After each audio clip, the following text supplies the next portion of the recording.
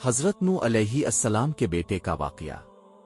حضرت نوح علیہ السلام کے 4 بیٹے تھے، 1 آفس، 2 سام، 3 حام، 4 کنعان۔ بعض روایات میں اس کا نام عام بھی آیا ہے۔ کنعان عام وہ بیٹا تھا جو ایمان نہیں لایا اور کافروں کے ساتھ رہا۔ جب حضرت نوح علیہ السلام نے اللہ کے حکم سے کشتی بنائی اور طوفان آیا تو حضرت نوح علیہ السلام نے اپنے بیٹے کو کشتی میں سوار ہونے کے لیے کہا، مگر اس نے انکار کر دیا۔ قرآن میں اس واقعے کا ذکر یوں آیا ہے، اور نوح نے اپنے بیٹے کو پکارا جو کشتی سے دور تھا کہ اے بیٹے، ہمارے ساتھ سوار ہو جا اور کافروں کے ساتھ نہ رہ۔ اس نے کہا، میں کسی پہاڑ کی پناہ لے لوں گا جو مجھے پانی سے بچا لے گا۔ نوح نے کہا، آج کوئی چیز اللہ کے حکم سے بچانے والی نہیں مگر وہ جس پر اللہ رحم کرے۔ پھر ان دونوں کے درمیان موج حائل ہو گئی اور وہ ڈوبنے والوں میں شامل ہو گیا۔ سورہ ہود 42-43۔